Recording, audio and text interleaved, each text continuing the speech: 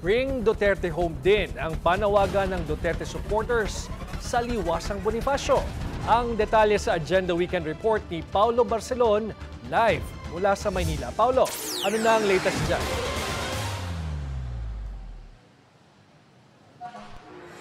George, bago ko segundahan yung kwento doon sa Liwasang Bonifacio kanina, ay bago tayo umere, kanina ay nagkaroon ng tensyon dito sa kahabaan ng CM Recto papunta sanang Menjola kung saan dapat pupunta yung mga supporters ni dating Pangulong Rodrigo Duterte.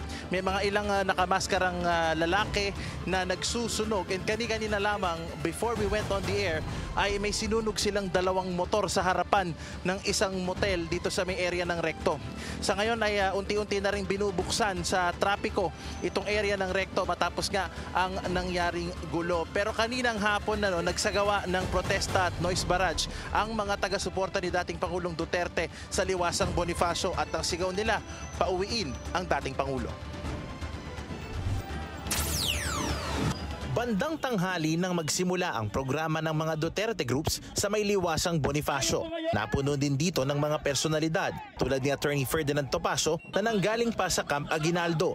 Bahagyang nagkatensyon naman pagdating ng hapon nang maharas ang isang nagpakilalang madre. Ayon kay Sister Mary Flor, pro-Duterte rin daw siya.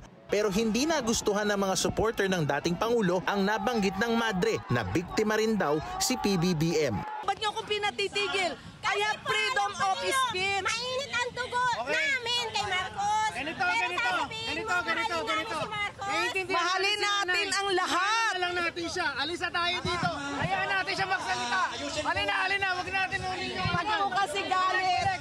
Ba't po galit ang ating paiiralin? Wala po tayong mariresolve.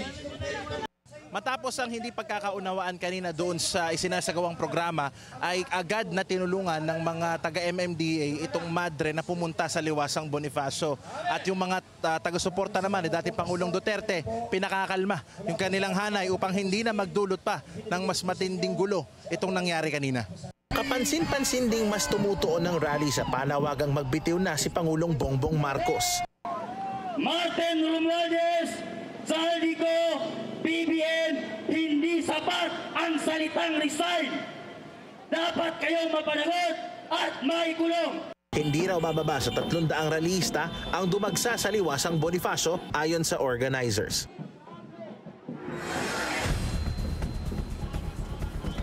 Ayon sa mga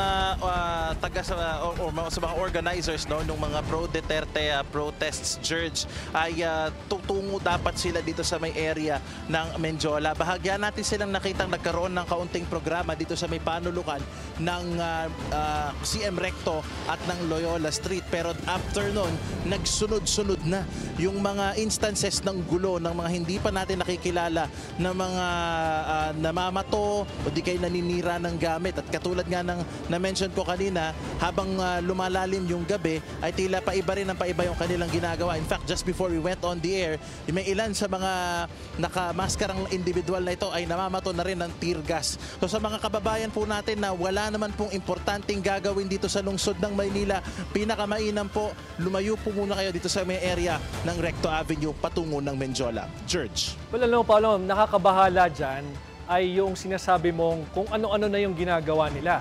Mula sa pagsusunog kamo ng mga motorsiklo nang babato pa ng tear gas. So, anong sinasabi ng mga pulis dyan? Hindi ba nila makontain yung sitwasyon? Kasi sa daming pulis na dineploy, bakit hanggang ngayon hindi nila napipigil yung mga yan?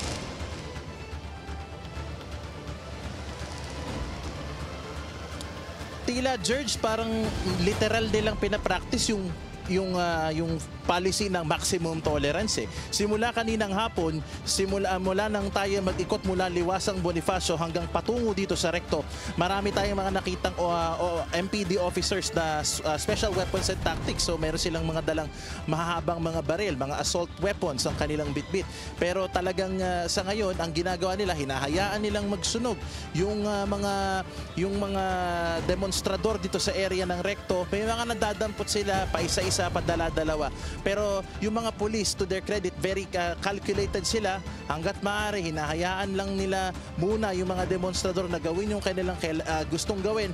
Pagkatapos, ise-secure, katulad na lamang kanina doon sa tapat ng isang motel na nagsusunog ng motor at nagbabato ng tear gas, doon naman sila papasok. Escortan nila yung mga rescue services tulad ng Bureau of Fire para agad na maapula yung sunog at matanggal ang obstruction at maibalik na nga sa normal itong sitwasyon ng trapiko dito sa Recto. Pero when it comes to the police response, George, it's more of let them do what they want to do.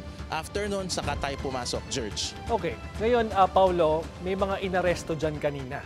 Around 20 or more. Wala pa bang feedback sa mga pulis kung anong grupo ito mga ito? Hindi pa nila na-identify? Kasi kanina, nakausap natin si Yusek Castro, the Palace Press Officer, and she was saying na talagang tina-target ng mga ito yung Malacanang. Although hindi niya sinasabi directly kung sino o anong grupo itong mga ito, sinasabi niya na sino ba ang makikinabang kung mapapaalis ang Pangulo. And at the same time, yun ang nire-report mo kanina, mga supporters ng mga Duterte, yung nandyan kanina. Anong feedback from the police?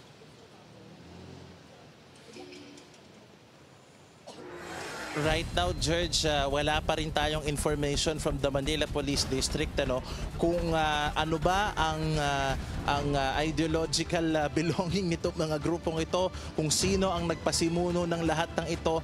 All we know for sure is that these are usually mga lalaking medyo mas bata. Nasa tansya natin, I estimate, nasa at least 18 to at least 30 years old na mga lalaki itong nagsusunog, nag-aakyat, nagtutumba ng lamppost at namamato sa mga pulis. So right now ay inaalam pa natin sino ba yung grupo nito. Probably will link back with the Manila Police District kung sino ba talaga yung parang naging organizer nitong grupong ito. At saka inaantay din natin, George, na maglabas din ng pahayag. Baka sakaling may findings din ng Manila Local Government, ang LGU, para malaman din natin at dahil close coordination din sila at ipinag-utos na rin ni Manila Mayor Isko Moreno na striktong ipatupad ang curfew dito sa lungsod ng Maynila para sa mga minor de edad simula mamayang alas 10 ng gabi. George. Alright, sige, maraming salamat at aantabayan na namin ang follow-up mo dyan. Paulo Barcelon live mula sa Maynila.